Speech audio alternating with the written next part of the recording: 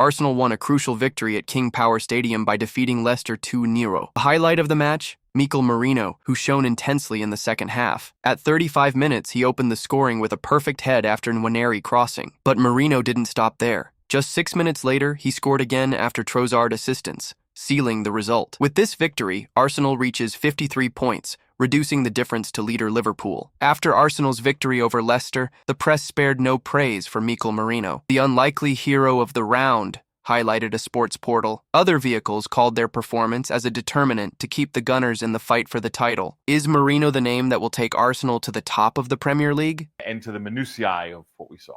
They did. Yeah, it wasn't all that pretty.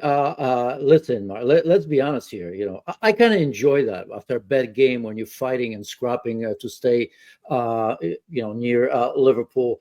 After a game like this, I had, all the negative thoughts that I'm sure you and our viewers have. I had an obituary written for Arsenal already. Season over, done and dusted.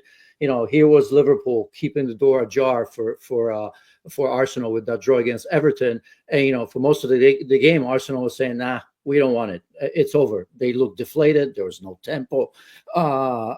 They almost looked defeated to a degree. They had zero idea how to break this team down, right? A team like Leicester City that hasn't kept a clean sheet in last 17 Premier League games, right? I mean, for the longest time, Arsenal has had one shot on target.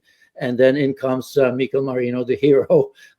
Who said they didn't sign a striker in January? So they signed him a little bit earlier. A player who really, I thought that maybe fighting for the starting 11, but he wasn't in that midfield for the most part. Came in and solved the problem. And fair play to him and to Arsenal, because they keep this going. There are issues, which I'm sure you're going to ask me about, sure. And we can talk about if this was good enough. But first and foremost, you've got to say that they've pulled themselves out of the abyss. They really have, Arsenal, and that's important. I love the fact that absolutely nobody was talking about the guy who everyone is now talking about after the game, when before the game he wasn't even in the conversation. No, nobody would feel, that's how football goes. How could you even come up with an idea that Mikel Merino exactly that, right? That's why we love football, because in the build up to this game, the Times of London this morning had a piece with William Saliba saying, I used to be a striker when I was a kid. In fact, he was coached by Kylian Mbappe's dad. Could he be the answer? And then you hear Calafiori played up front at training this week. He might be the answer. Before we get to all that, none of them were, by the way. Mikel Merino was the answer to the question that nobody asked.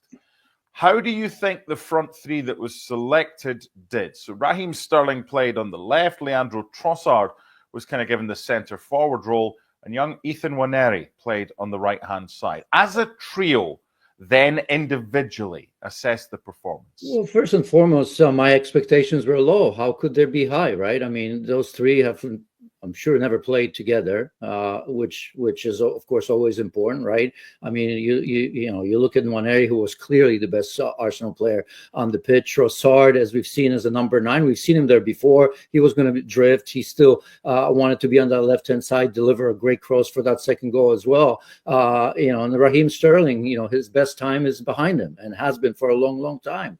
And actually, I didn't almost. Part of me didn't enjoy watching him struggle, because he did. Sad, wasn't it? I mean, it really was sad. Now, everybody has a different opinion about him, but here's a man that's played for every big team in this league, just about, right? And at times looked very good.